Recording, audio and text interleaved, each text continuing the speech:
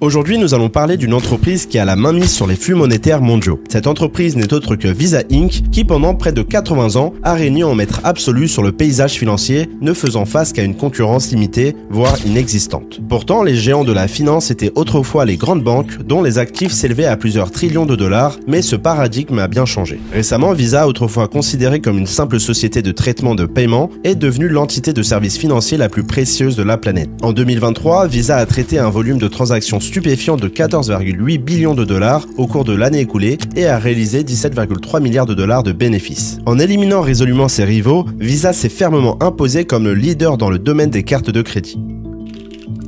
Mais pour comprendre cette ascension fulgurante, il faut revenir près de 100 ans en arrière. En 1928, Amadeo Giannini était le banquier le plus influent de la côte ouest. Alors que des banques comme JP Morgan, Citibank et Chase Bank se livraient à une concurrence féroce sur la côte est, Bank of America devenait l'acteur dominant du marché californien, qui connaissait une croissance rapide, alimentée en partie par une vague d'immigration sans précédent. Né dans une famille d'immigrés italiens, Amadeo Giannini a d'abord connu le succès en tant qu'épicier. Et dès cette époque, il avait compris que ses réalisations n'avaient de sens que s'il pouvait aider ses compatriotes immigrés italiens. Lui-même fils d'immigrés, il était conscient de la discrimination dont était victime sa communauté. Puis il s'est vite rendu compte que la création de sa propre banque lui permettrait de prêter encore plus efficacement à ceux qui en ont besoin. Et c'est en 1904 qu'il fonda la Banque d'Italie à San Francisco. Sa volonté de servir la classe ouvrière était à l'origine de son succès grandissant. Sa banque ne ressemblait à aucune autre, caractérisée par un esprit de générosité et un engagement à comprendre les besoins des gens ordinaires et surtout ceux des immigrés qui n'avaient pas l'opportunité de réaliser des prêts. Mais alors que la Californie entra dans une période de croissance sans précédent,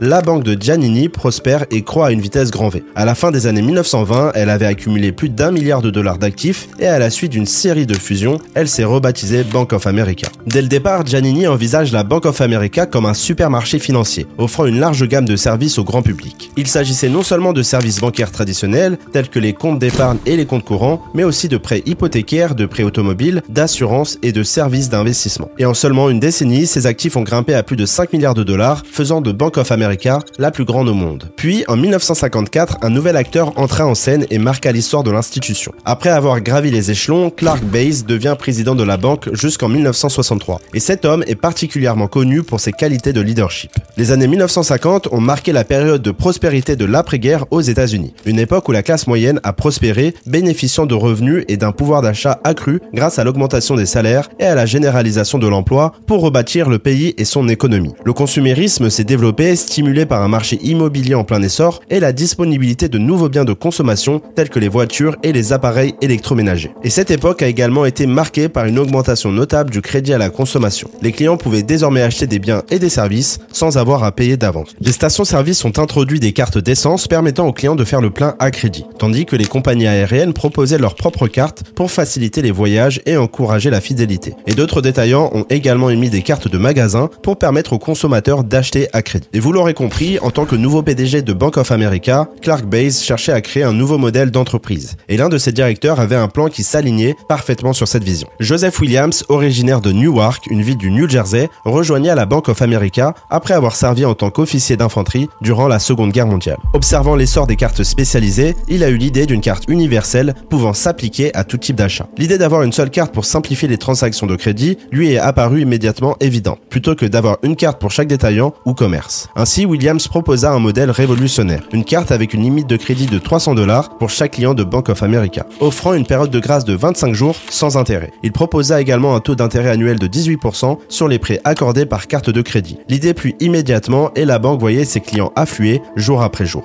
Et c'est en septembre 1958 que Bank of America lança l'initiative audacieuse du Freno Drop, en envoyant des cartes de crédit appelées Bank Americard à 60 000 foyers de Freno en Californie. Et pour la première fois, les consommateurs pouvaient obtenir un crédit sans demande préalable. Cette initiative visait à répondre à divers besoins tout en offrant un moyen de prêt instantané. Et cette innovation propulsa Williams au sommet de la hiérarchie de Bank of America.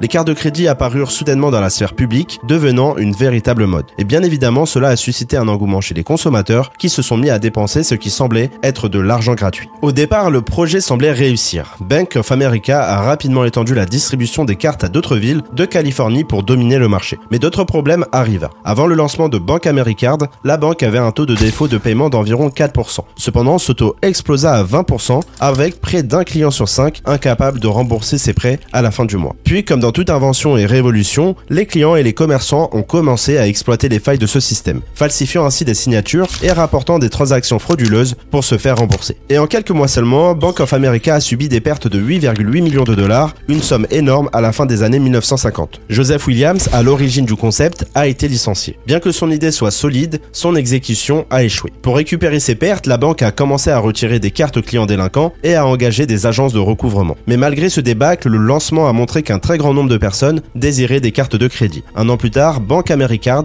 commença à devenir rentable. Puis, au milieu des années 1960, elle a attiré l'attention d'autres banques, qui se rendaient compte qu'elles avaient pris du retard. Après la retraite de Clark Baze, un autre homme, Rudolph Peterson, prit la relève. Il vit l'opportunité de permettre à d'autres banques d'émettre leurs propres cartes en utilisant l'infrastructure de Bank of America contre des frais. Ce modèle s'est avéré un succès retentissant, faisant de Bank Americard l'une des solutions les plus rentables de l'industrie. Cependant, avec l'adoption croissante du système, de nouveaux problèmes sont apparus. Des criminels ont commencé à voler des cartes Bank Americard non émises dans des entrepôts car le suivi des cartes n'était pas aussi avancé qu'aujourd'hui. Ces cartes volées n'avaient pas encore été attribuées à des titulaires de comptes spécifiques. Les criminels revendaient ces cartes à la banque, mettant celle-ci dans une position délicate. Mais ces fraudes n'étaient que le début de nombreux défis auxquels Bank Americard et ses banques partenaires ont dû faire face. À cette époque, la plupart des transactions par carte de crédit impliquaient deux banques. Lors de chaque transaction, la banque du commerçant, aussi appelée banque acquéreur, remboursait le magasin pour la vente réalisée par carte de crédit. Ensuite, elle envoyait des demandes de paiement ou encore des traites aux banques des clients, banques émettrices, qui avaient effectué ces achats. Ces banques remboursaient à leur tour la banque du commerçant en prélevant une petite commission d'interchange pour chaque transaction. Enfin, les banques des clients facturaient à ces derniers les articles achetés à la fin du cycle de facturation. Mais au fur et à mesure que les transactions augmentaient, le système s'approchait d'un point de rupture critique. Si Bank of America ne parvenait pas à s'adapter efficacement au marché, c'est toute l'entreprise qui risquait de s'effondrer. En effet, au cours de cette période, les cartes de crédit ont commencé à gagner en popularité et l'augmentation des transactions par carte de crédit signifiait que Bank of America devait traiter un volume de plus en plus élevé de transactions. Et si le système ne pouvait pas gérer cette charge, cela pourrait entraîner des retards, des erreurs ou encore des pannes, ce qui nuirait à la réputation de la banque. Mais il ne faut pas oublier aussi que dans les années 50 et 60, les technologies de traitement des transactions étaient relativement rudimentaires. Il n'y avait pas de téléphone portable ou encore d'internet. Mais alors comment cela a-t-il été mis en place? À cette époque, Bank of America utilisait des machines à cartes perforées et des systèmes de traitement manuels pour gérer les transactions. Chaque transaction était saisie à la main et les données étaient transférées sur des cartes perforées pour être traitées en lot. Cette méthode, bien que novatrice pour l'époque, était lente et sujette à des erreurs humaines ainsi qu'à des fraudes. Et bien évidemment, capitalisme oblige, d'autres institutions financières et entreprises de cartes de crédit, comme MasterCharge, qui deviendra plus tard Mastercard,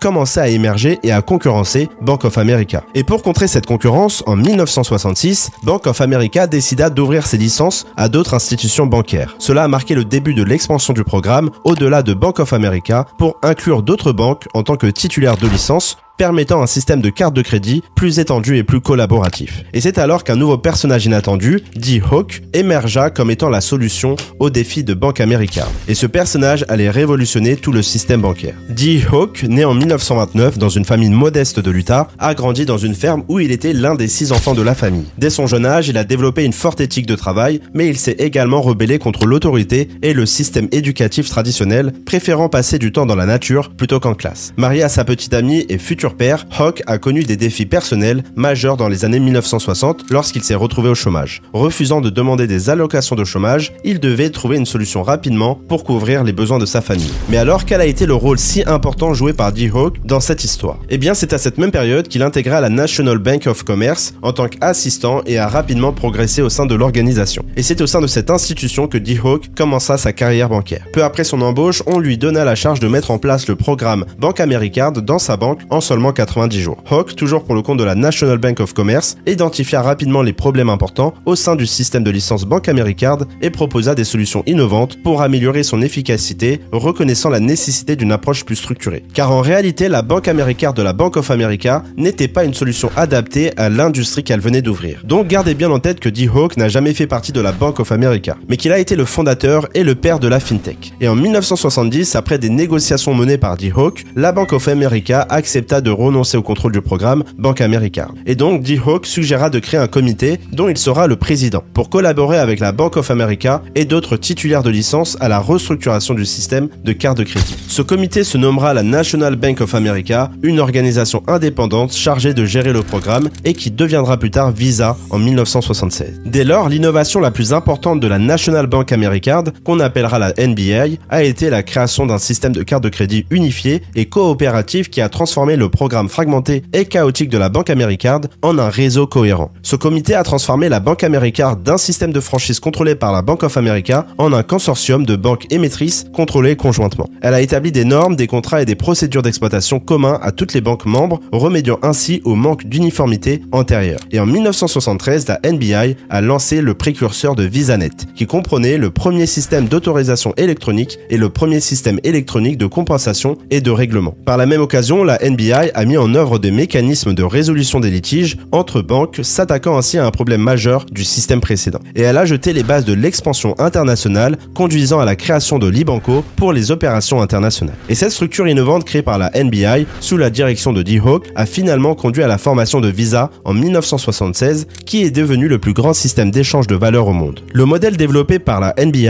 a été révolutionnaire dans le secteur financier et a ouvert la voie au réseau de paiement mondial moderne que nous connaissons aujourd'hui. Mais alors pourquoi la Bank of America a abandonné le contrôle de sa propre innovation? Eh bien pour plusieurs raisons. Le système de licence devenait trop complexe pour être géré efficacement, et les conflits entre Bank of America et les banques titulaires de licence se multipliaient. Et la nouvelle structure promettait une meilleure standardisation et coordination des transactions tout en permettant une expansion et une innovation plus rapide. Bien que la Bank of America ait abandonné le contrôle direct, cette décision stratégique lui a permis de rester un acteur clé dans un secteur en pleine croissance. D'ailleurs, au milieu des années 1970, l'économie était marquée par des défis significatifs, notamment la crise pétrolière, une inflation élevée et la stagnation, connue sous le nom de stagflation. Mais malgré ces difficultés, l'industrie des cartes de crédit connaissait une croissance rapide. Cette période a préparé le terrain pour une adoption généralisée des cartes de crédit, transformant radicalement les pratiques financières modernes. L'introduction des prémices de VisaNet mettait la NBI au premier plan du secteur des services financiers grâce au leadership de Hock. Le modèle commercial fonctionnait comme une machine à imprimer de l'argent, générant des revenus à chaque transaction traitée. Cependant, le succès attire la concurrence et un redoutable challenger se profilait à l'horizon. D'autres institutions financières, voyant le succès de la NBI, reconnurent l'opportunité d'établir leur propre réseau de cartes de crédit. MasterCharge, qui deviendra plus tard Mastercard, émergea d'une collaboration entre des associations régionales de cartes bancaires visant à créer une force unifiée sur le marché des cartes de crédit. Pour contrer la domination de la Bank AmeriCard,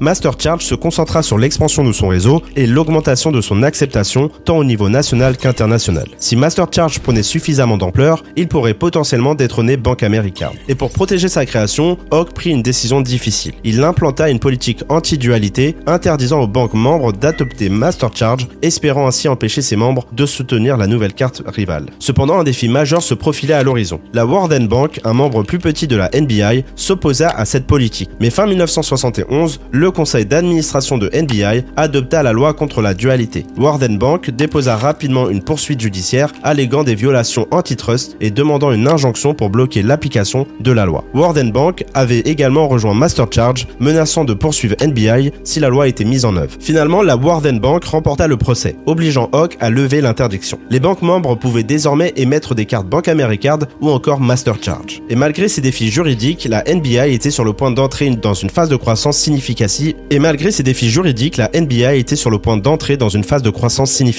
En capitalisant sur la transition vers une économie sans espèces et la demande des consommateurs pour la commodité, la Bank AmeriCard devint le système de paiement mondial leader. Reconnaissant la nécessité d'une marque forte et reconnaissant pour optimiser ses opérations internationales, l'entreprise décida de rebrander Bank AmeriCard en Visa en 1976. Par la suite, au début des années 1980, malgré une concurrence intense, Visa capturait 60% du marché. En introduisant des produits comme les chèques de voyage Visa et des fonctionnalités de sécurité innovantes comme des hologrammes sur les cartes, Visa vit son chiffre d'affaires atteindre 59 milliards de dollars, ce qui était énorme pour l'époque. Visa devint ainsi l'une des entreprises les plus influentes innovante dans le secteur financier. La vision de Hawke avait porté ses fruits, il avait construit Visa en une organisation prospère, décentralisée et estima que sa mission était accomplie. Et pour démontrer que Visa pouvait prospérer sans lui à la tête, il décida qu'il était temps de prendre sa retraite. Hawke n'aurait jamais imaginé qu'en l'espace d'une décennie, Visa deviendrait une immense entité mondiale, une puissance financière contraire à ses valeurs initiales. L'industrie des cartes de crédit était en plein essor, traitant des trillions de dollars en transactions dans les années 1990. Pour comprendre le succès de Visa, il est essentiel de se pencher sur les effets de ce réseau. Les batailles juridiques obligèrent Visa à payer des milliards en règlements à des entreprises comme American Express ou encore Discover, mais malgré sa rentabilité, Visa se retrouvait proche de l'insolvabilité. Cependant, la forte demande pour son introduction en bourse en 2008 envoya les actions en flèche, même dans un marché en crise. Ce fut le plus grand IPO de l'histoire des États-Unis, levant plus de 17 milliards de dollars à l'époque. En 2023, Visa annonçait des revenus de 33 milliards de dollars et un bénéfice net de 17 milliards en constante augmentation. Visa est sans contexte le champion des paiements et tout cela n'aurait jamais été possible sans la vision innovante d'un seul homme, dit Hawke.